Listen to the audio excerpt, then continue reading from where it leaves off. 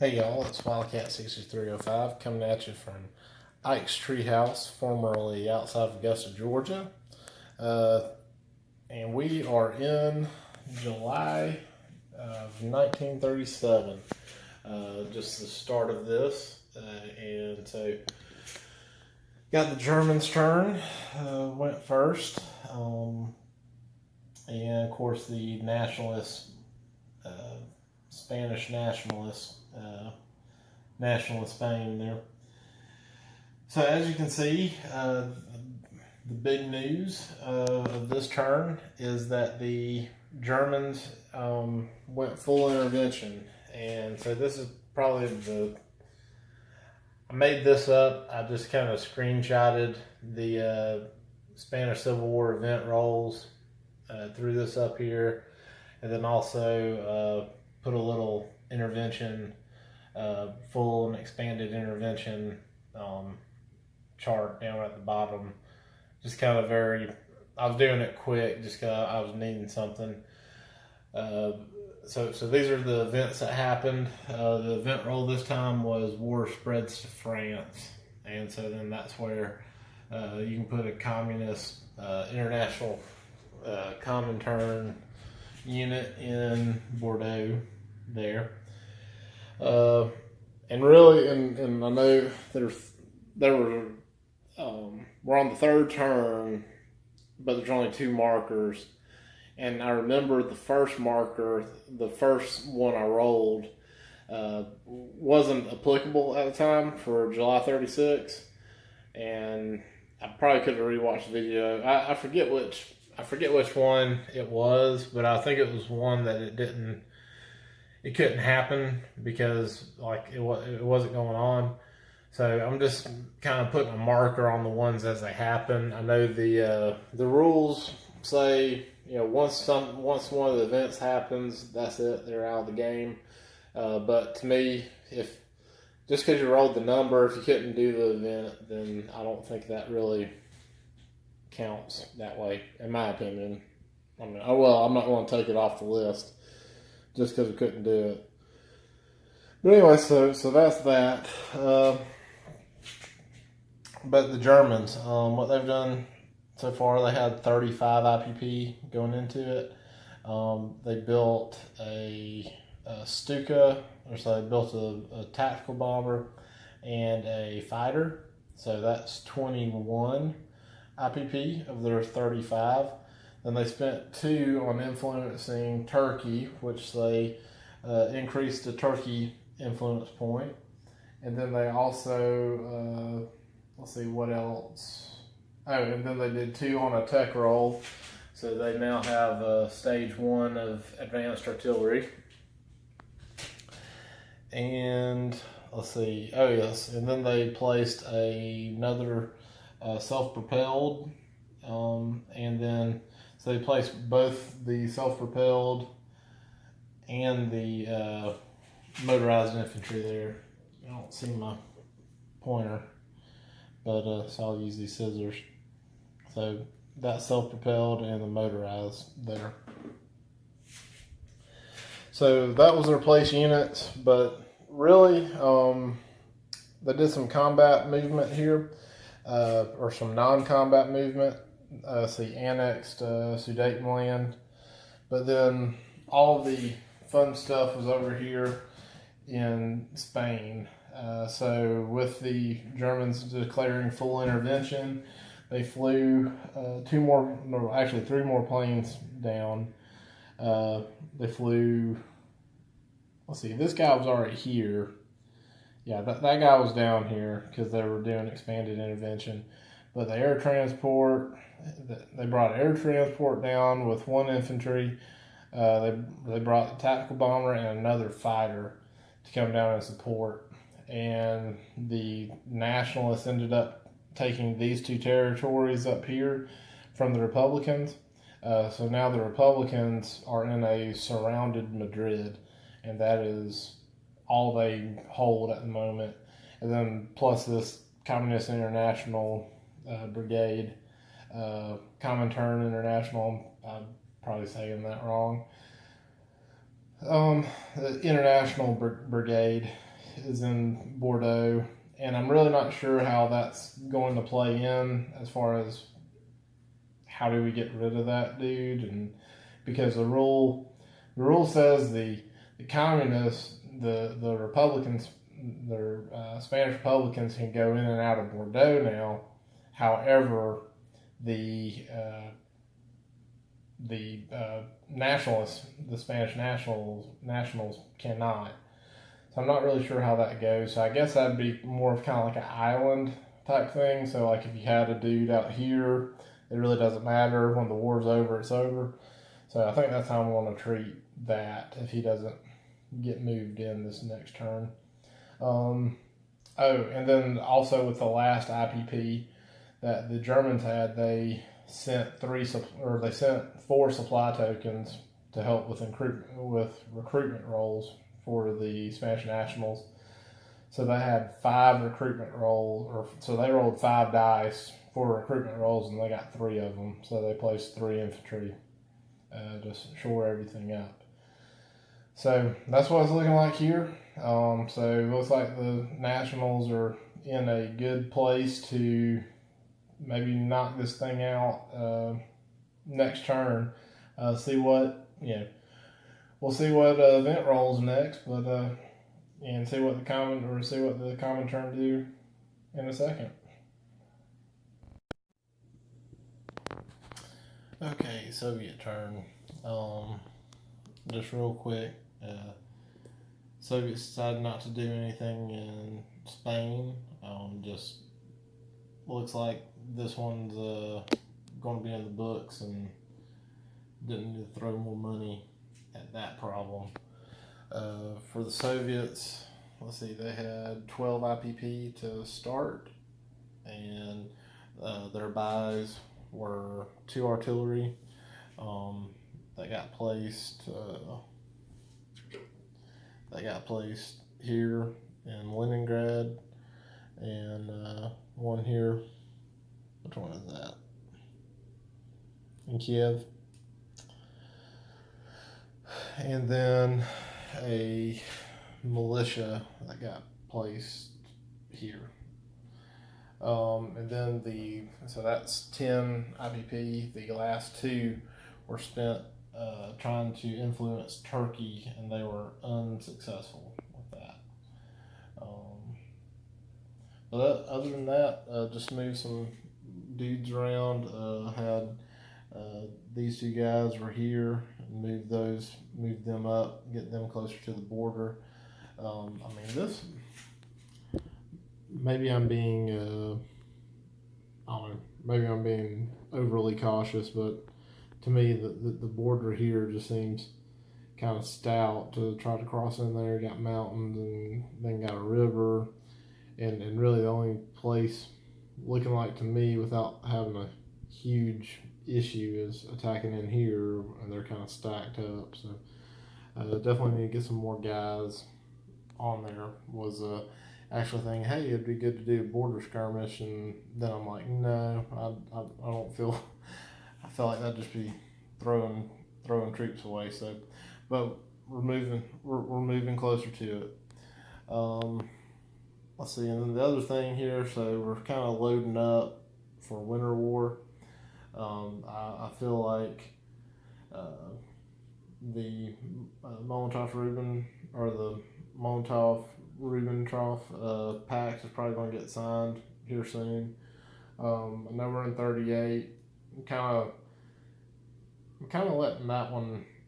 I'm kind of taking the preciseness of saying it has to be signed in 39 out, and just kind of. I really don't like that rule. I feel like it's kind of scripting.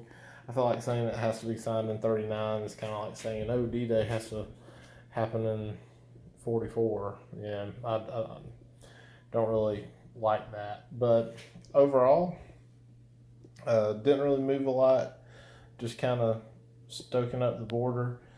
And really, and I'll just make a comment. I meant to say this on my when I had the German term, but I feel like my rules with the amendments I made to the oil war rules are pretty good. I'm so far happy with what I've changed. And really, one of the bigger ones is this whole for the Germans, because they're supposed to be able to get for the out of box oil rules. You're supposed to be able to get these 3 IPP from Romania, or these 3 oil from Romania, and then that counts towards Germany's. But what I'm saying is you can still get that, but you just got to pay an IPP per oil to get it. You can buy oil from Romania, not that you get Romania's oil. And that has kept Germany hungry for oil. They're definitely using it. So to me, if anything, that kind of keeps the Germans looking to advance and looking at places, hint hint, that have oil sitting here, and kind of get down there and you're hitting it big right in this area. So that's where the Germans, or so that's where the Russians feel like trying to, if they can try to influence and win the Turks, which they were unsuccessful on their role. So their, I don't know if I already said it, but their last 2 IPP were influencing Turkey, and they were unsuccessful. So if the Russians can get Turkey, that'd be kind of nice little buffer there for them between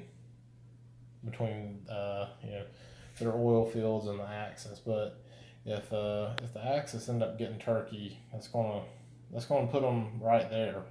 So we'll see how that goes. And CCP kind of placed 1 infantry. Kind of felt like didn't really have enough to try to counterattack or to try to launch an attack without being just obliterated on the counter. So they just placed 1 guy and are holding what they got.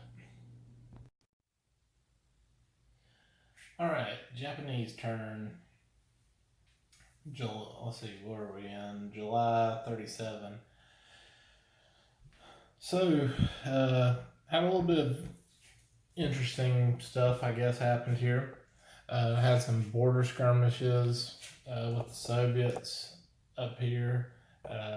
Nobody, even though I'm playing with the Manchukuo rules, nobody took anything. The Japanese decided to attack. Vladivostok. It just looked a little bit easier to hit than crossing the river and trying to hit this with 3 guys. I had 1 guy there. Ended up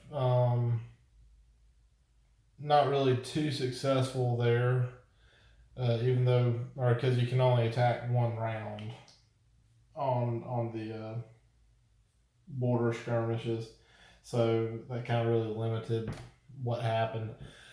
Japanese missed. They brought in, let's see, what is it? They brought in 2 infantry and a cavalry, and went in and brought a plane over from Japan, and both of them missed, and brought a fighter over from Japan, and then the Soviets ended up hitting on their return fire, so that ended the round of conflict there. So the Japanese took the casualty on their cavalry there. The other thing that I realized as I started the Japanese turn, I realized that I had messed up and I hadn't been rolling partisans for this Manchurian area and down here in China. Well, not down here in China, but really this area right here, and the special generation rolls area. So like Korea, Manchuria, and like Formosa. There's another one. So anyways, what happened there? So I placed all the partisans, and then right before the Japanese turn, and then the Japanese took out, 1 partisan. there were 3 partisans that ended up getting placed. So they did not get this guy out. He ended up doing a fade, so kind of like a submarine going away. But of course, they could only attack with 1 militia, so that really wasn't a lot there. And then all the other partisans. Let's see, there was a partisan. The 1 partisan they did hit was here in Eastern Manchuria. So I mentioned a cavalry and the Imperial Guard went into Vladstock, and then the Kautang army took out the partisan there. So that's where the partisans landed. Since we moved the plane over in the border wars, since I moved the plane with the border conflict, with the border skirmish, I went ahead and moved my planes. Because remember, I mean, I'm probably, as far as a movement standpoint, I'm probably being a little bit slower because of the oil. I'm playing modified oil rules to try to make oil a little bit more stringent. And with that, I'm trying to conserve my oil, especially the Japanese player, because the German player, they have the opportunity.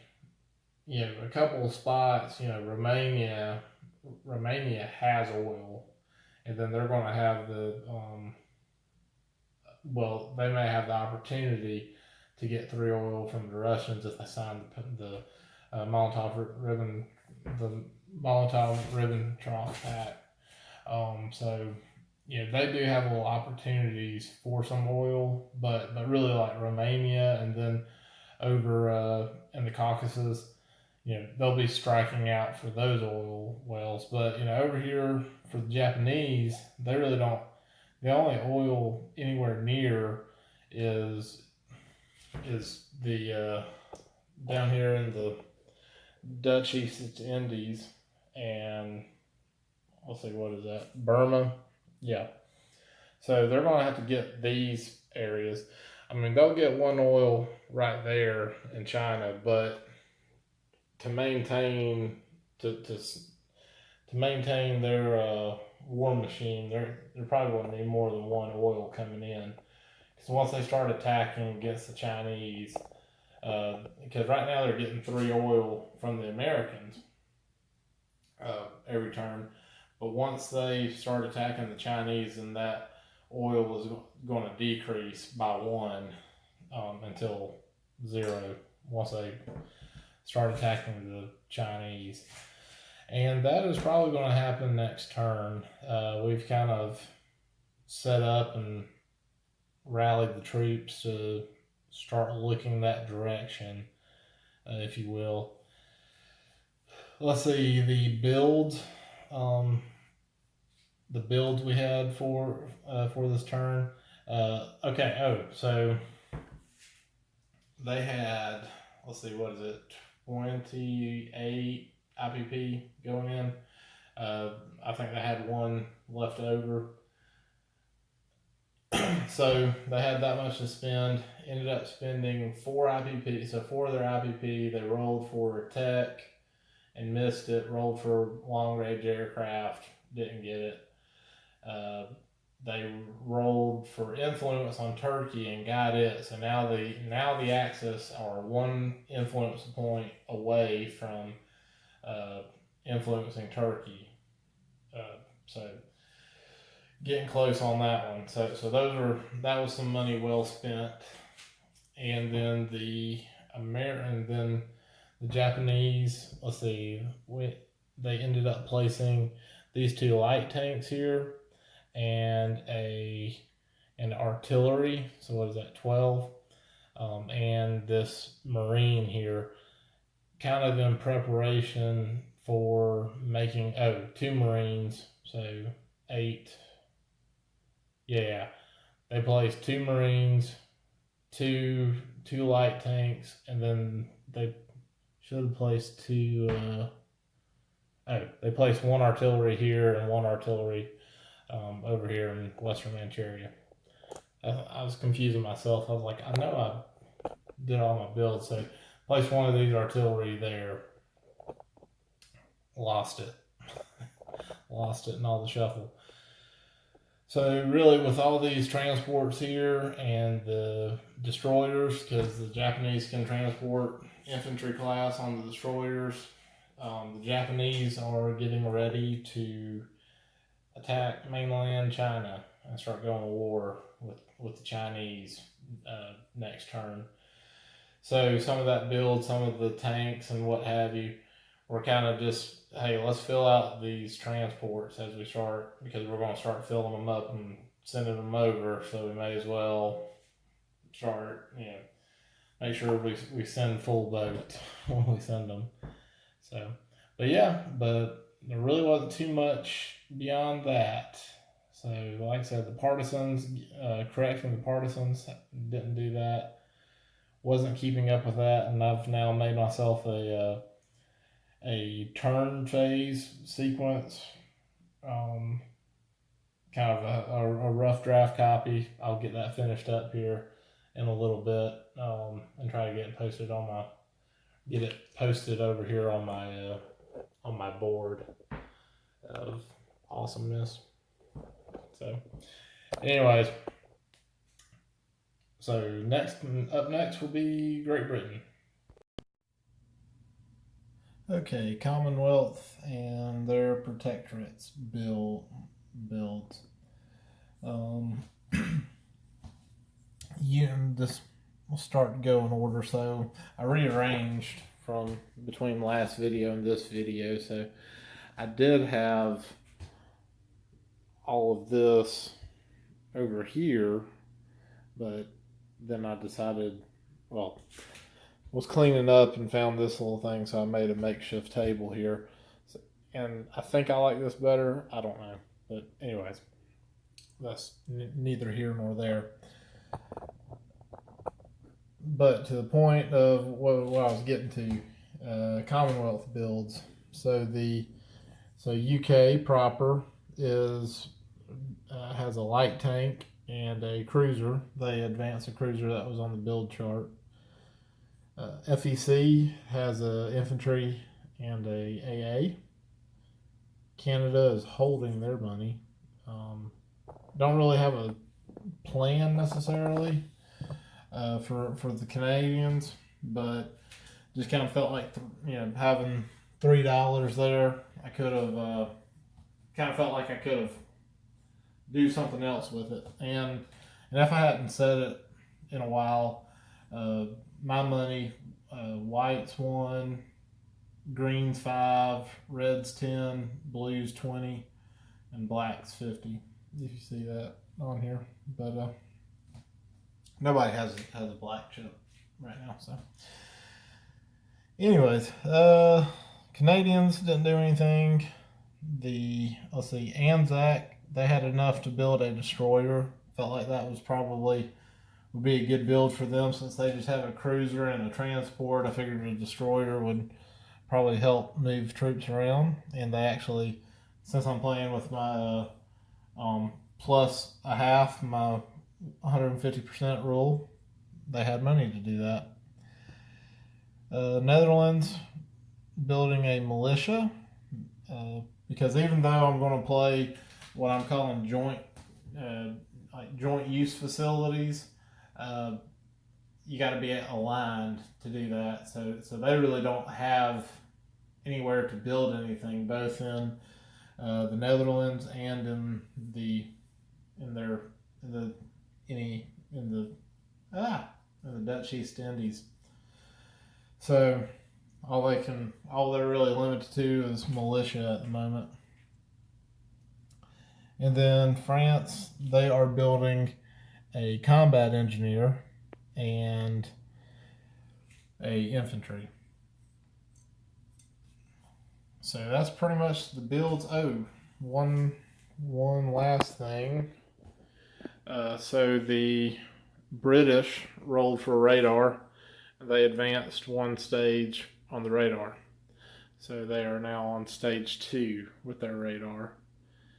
And they also rolled for influence. Also rolled influence for Turkey. and lost on that.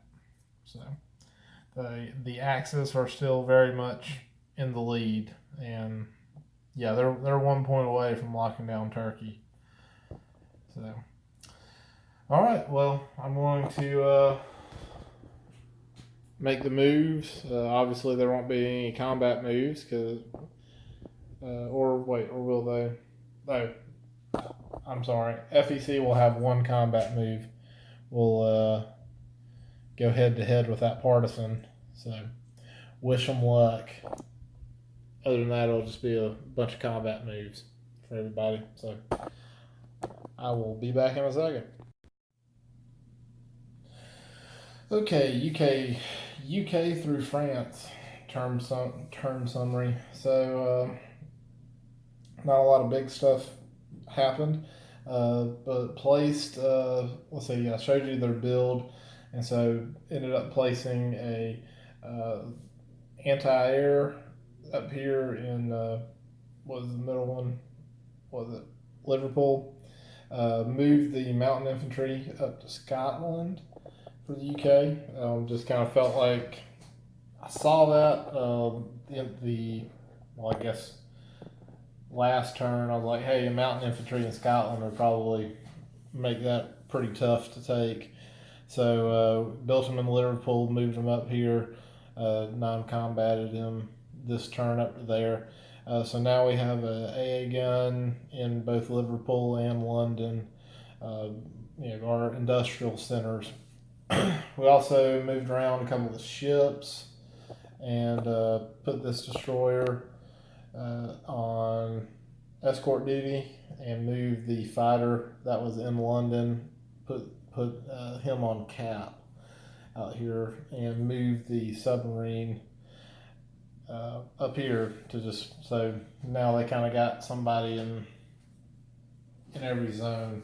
A little spread out, but is what it is. So let's see, let's keep moving around. Jump over. Well, Canadians didn't do anything. They had $3, so just decided to hold what they had. Oh, they did go ahead and pay $1 to the Canadians. Paid $1 to the Americans to. Let me turn this light on. Paid $1 to the Americans to finish the Alcan, and so that will get completed on the Americans' turn. Let's see, FEC. This dude was in Kashmir. He defeated Partisan there, and so moved him out to here because he was already in Kashmir, so he had a movement left. Let's see what else.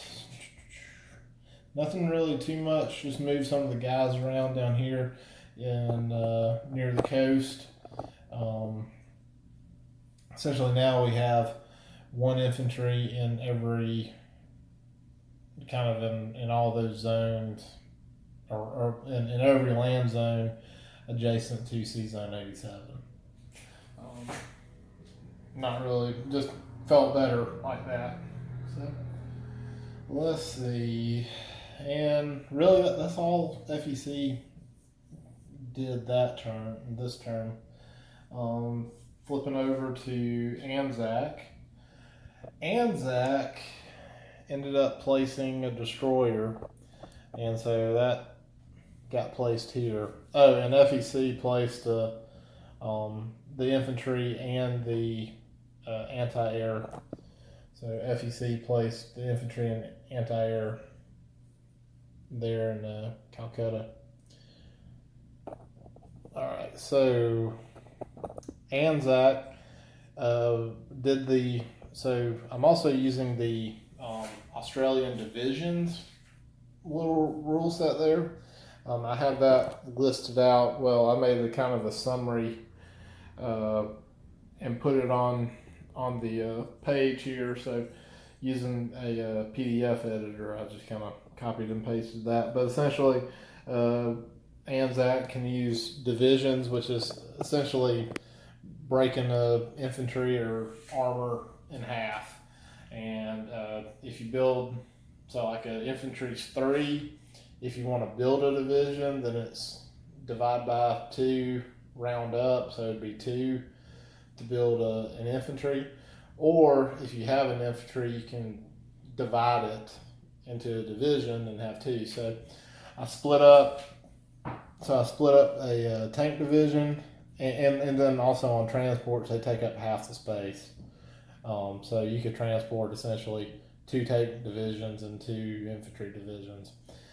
But what we did was we split up the divisions in Sydney and left a tank division and infantry division in Sydney, and then moved a tank division and infantry division up to New Guinea, just to kind of have a forward observation base there for anything, for just to kind of buffer from the Japanese if they decide to move that direction.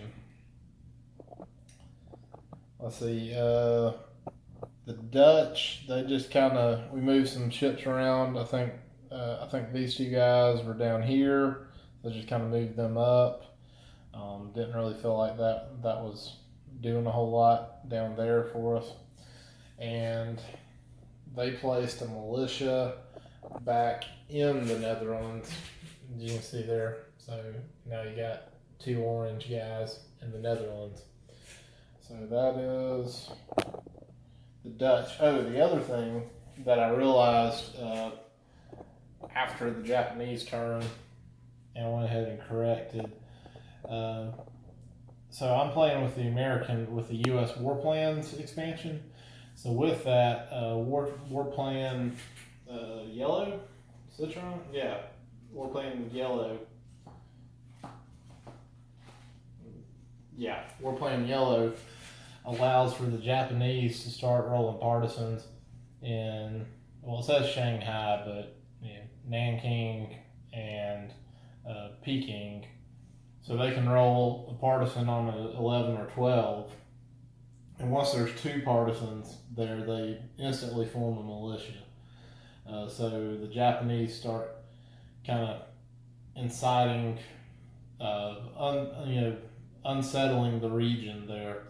And the War Plan Z rules are, as long as the U.S. and the KMT are not aligned, if the Japanese control those, or, the U.S. could invade China if they're not aligned. But I think that's kind of a long shot, given that the closest U.S. forces here are right there in the Philippines, and then everybody else would have to come from over there around Japan and in China. So don't know about that.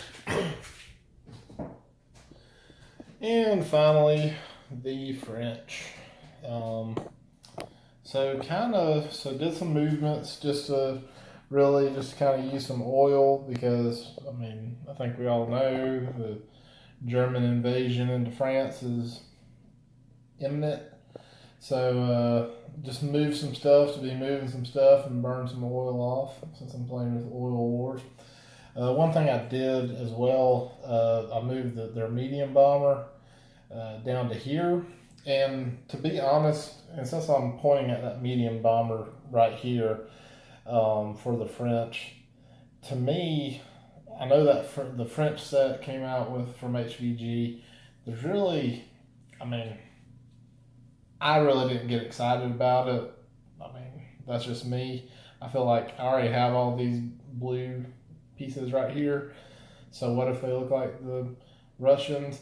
But to me, I dislike this sculpt right there. And if anything, maybe one day I'll buy some medium bombers, or maybe I'll just paint some other medium bombers blue or something like that. But just kind of feels a little. This one just feels a little bulky, and especially to be in here. So I flew him out to get him out of that area, because it's a medium bomber, and his attack really isn't that high, or his defend. He's only defending at 4, so I felt like that'd kind of be a waste.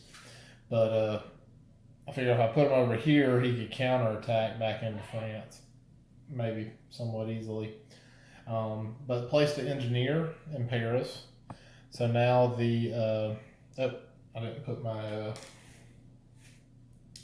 minefields back. So I created these minefields last turn with my munitions, but I forgot I didn't have an engineer to place them, so they'll have to be placed next turn.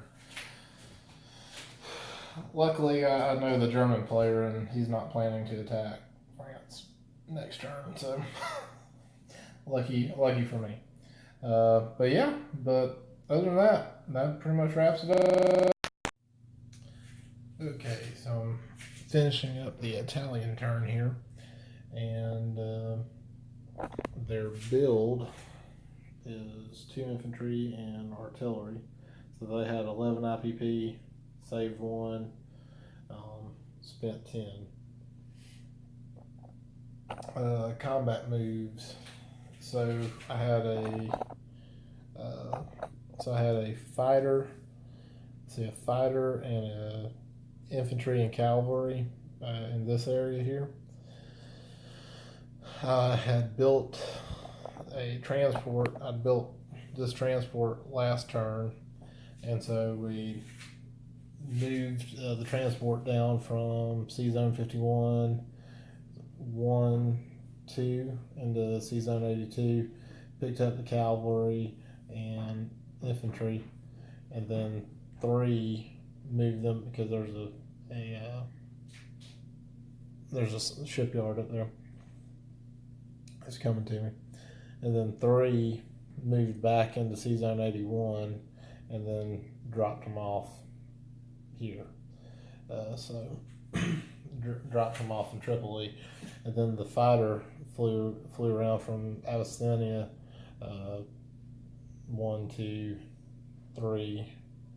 Yeah. 1, 2, 3, 4 into what are they calling this one? Kufra or whatever. So anyway, so that was our move. Paid 2 oil for moving ships and moving planes. And then the only other thing they did was kind of rearranged a little bit up here. Had these 2 guys, they were up here, and so moved them down. And now all I got to do is knock over a bunch of stuff while I'm placing the units for them.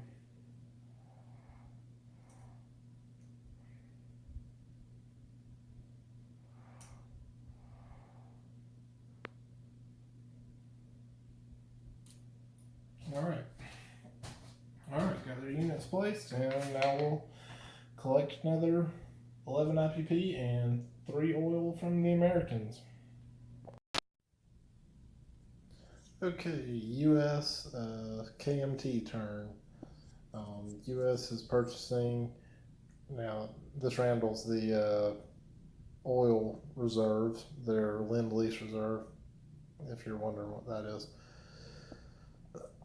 But they're building a transport, a militia, which this is the Alaskan Territorial Guard, so that will go in Alaska. The Alcan was completed. It was paid for by the Canadians, so that will get placed this turn. And then the minorities at war, because I'm playing the minorities. I'm just drawing a minorities chip each turn and putting it in play. Not necessarily, well, if it fits, because with elite, with all the elite stuff, elite of the Soviet Union, elite of the Reich, all that. But anyways, the Chinese.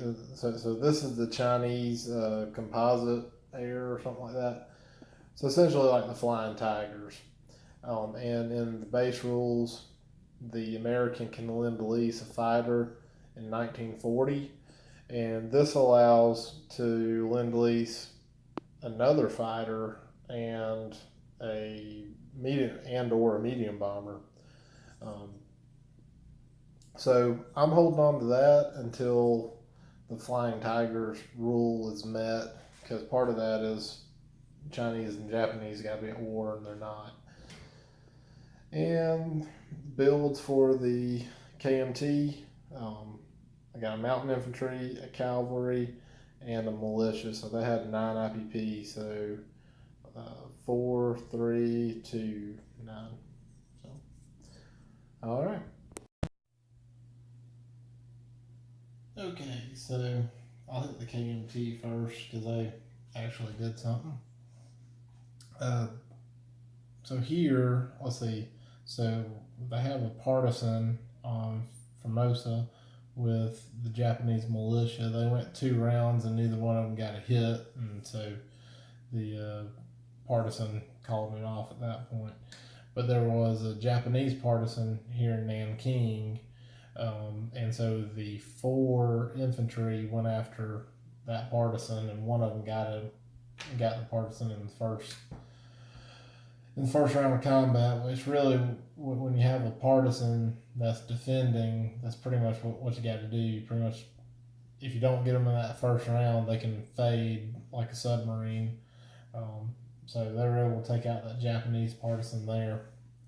But, next turn, the Japanese get to roll for another partisan here and here. So, see how that goes. And then they placed the cavalry, militia, and a mountain right here. Was just really looking at trying to take back this territory, and I don't know, maybe I just didn't see a good approach without mass casualties, and if not being able to take it, because they have 3 mountain infantry and 1 infantry and a commander, so pretty much 4 mountain infantry sitting there, because that commander won't affect them, but it will affect this one guy here. So trying to take these guys, so 2 cavalry and 2 infantry going in with nothing. I mean, sure, I could have given them a +1, but going into mountain, I didn't feel good about that. So I didn't like the odds on that. So maybe if the Japanese don't attack, maybe they can try to take that back next turn, but we'll see. But I'm pretty sure the Japanese are going to start turning it out, start opening it up. Let's see. So then the Americans, they ended up so they placed the Alcan Highway finished up. Canadians paid that last $1 and it got placed during the Americans' turn, and then the Americans, they ended up building a transport, and the transport went here, and the transport went in San Francisco, and then so they had $2 left over. They had 9, so they just went ahead and bought that Canadian or the Alaskan militia up there, get that placed.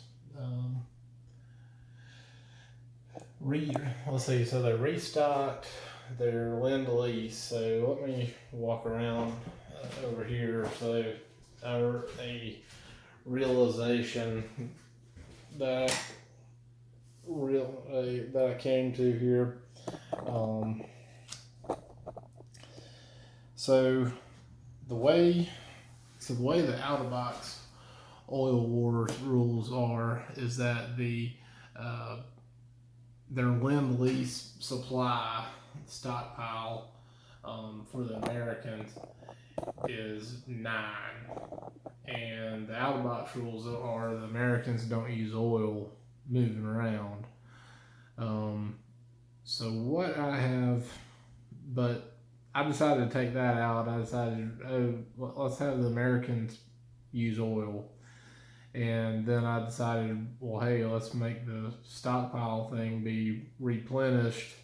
Just, it's kind of vague in the out of box rules, and it's kind of hard to follow along with.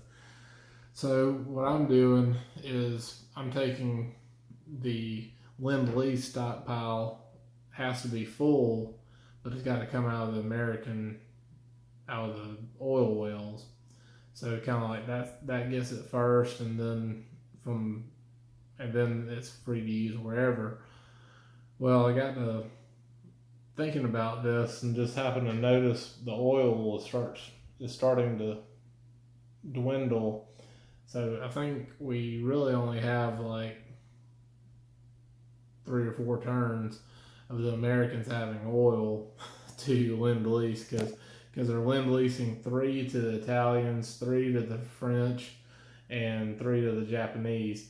However, I think thankfully the Japanese are about to go to war with the Chinese, and when that happens, they'll start decreasing how much oil they spend. So in 3 turns, they will be kind of at a break even point as far as who they're lending oil to, who they're Lend-Leasing oil to, because just like IPPs, they can't Lend-Lease oil until they meet the Lend-Lease criteria outside of those 3 that I mentioned, that special circumstance. The other thing, started building the Northwest Passage piece, which includes or the U.S. side of it, which is 2 rails and a naval base. I'm taking a very liberal interpretation of that because essentially what the Alaskan rules are saying is that you're going to build you're going to build a railroad that will connect through British Columbia, the Yukon, and Alaska, and then build a naval base, and then you can Lend-Lease to the Russians, and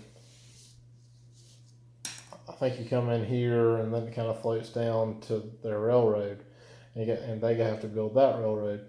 Well, the rules say that they have to agree to it, and then it tells the requirements of how much each side has to financially contribute to that. But it doesn't actually say that it doesn't say that they have to be able to Lend-Lease at that moment in time when construction starts, and B, it doesn't say that both of them have to start construction at the same time.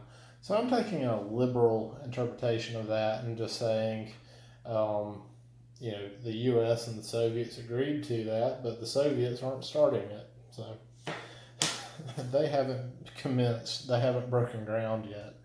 And I'm saying that's all hunky-dory fine. So we'll see how that goes.